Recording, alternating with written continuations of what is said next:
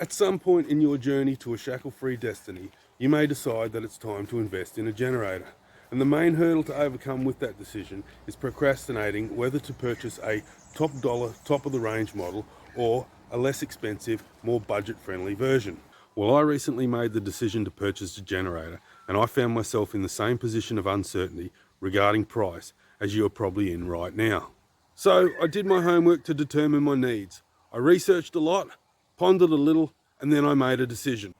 I went for a cheaper version, and in this video I'm going to tell you why I made that decision and what my experience was as I give you an unbiased review on the GenForce GT6000.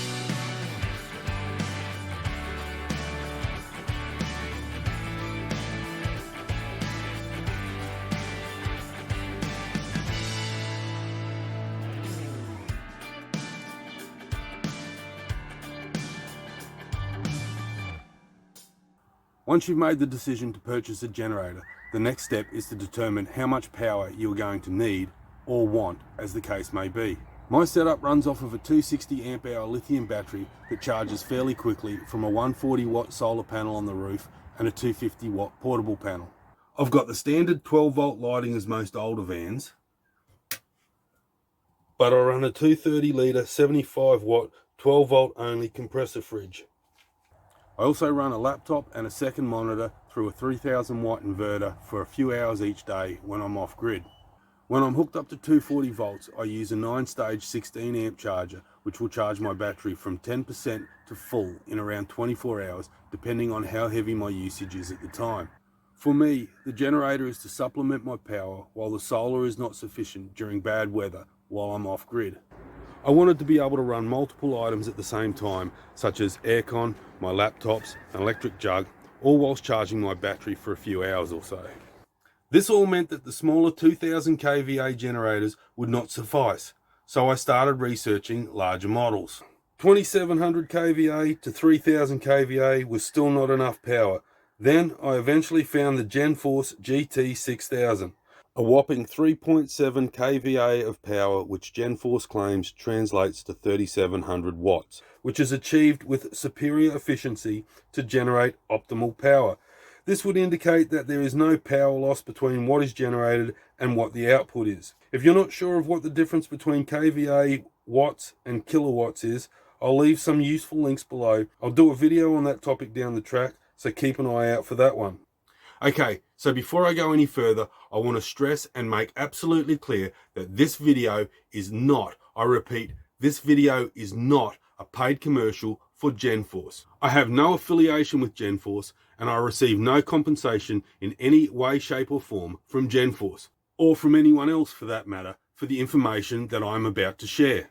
As at the time of making this video, I have only just over 40 subs, and therefore my channel is not monetized through YouTube. Apart from the satisfaction from making videos, I get diddly squat for my efforts, but you can help change that at absolutely no cost to yourself by simply clicking the like button, sharing this video, and leaving a comment below to let me and others know your thoughts and experience with generators. Don't forget to subscribe to my channel if you haven't already, click the bell to set notifications, and watch all my future videos as they are released. All of this will help the algorithm to decide to promote my content, and therefore, just as this video is designed to help you on your journey to a shackle-free destiny, you too will have helped me on mine. And for that, I will be forever grateful, and I will show that gratitude by continuing to make quality content for you. The GenForce GT6000 is a solid looking generator with a footprint of 30 by 59 centimeters and stands 50 centimeters tall. It weighs in at 28.5 kilos. The robust outer casing is poised on 4 solid rubber mounts which aid in keeping clearance under the body of the unit as well as absorb some of the vibration. The rear of the unit has a large ventilation grille and the control panel is located on the front. The panel consists of 2 by 240 volt 15 amp AC outlets, 2 USB slots, the on-off switch and a DC circuit protector reset button, as well as a 12 volt battery charging outlet, a grounding connection point and the overload, power and low oil indicator lights. On the top of the generator you will find the fuel cap, which has a sealable breathing port built in, and inside the neck of the fuel tank is a mesh filter to prevent foreign matter from entering the tank. Down on the right hand side you will find the fuel on-off switch, the primer, the pull start cord and 2 access panels. The smaller front panel gives you access to the fuel tank line out hose and some of the wiring. The larger panel will give you access to the carburetor, fuel filter and the oil reservoir. You can easily adjust the idle if you need to, and the choke switch is situated on top of the carby and is easily accessed through a slot in the top of the panel. There is a third access panel on the left hand side on the top of the unit. The 150cc 4-stroke single-cylinder engine produces pure sine wave power and is easy to start. Just top up the tank, open the breather on the cap, turn on the fuel supply and prime the carby. For a cold start, engage the choke, flick the power switch to on and you're good to go. I like to give a slow pull through first, then 1 or 2 fast pulls and the generator will fire up. Once the engine is running, disengage the choke, wait for the green power indicator to light up and then plug in your equipment. In my case I am plugging into my caravan's power inlet via an amphibian adapter, in which case no grounding of the generator is required. The generator is rated at 58 decibels at 7 meters and from the front side of my setup it's barely noticeable.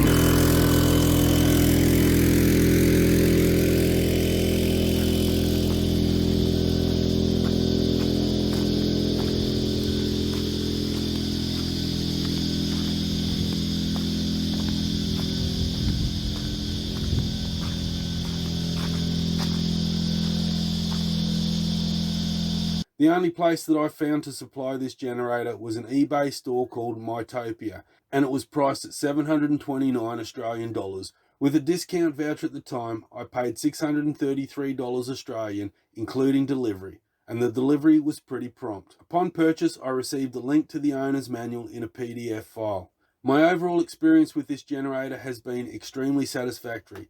It well and truly meets my needs. It's a little bulkier and heavier than some of its more expensive competitors, however, it has a lot more power. At the time of making this video, I checked and saw that the supplier of this generator has nil stock. I sent a message to Mytopia shop asking if they will be getting any more supply.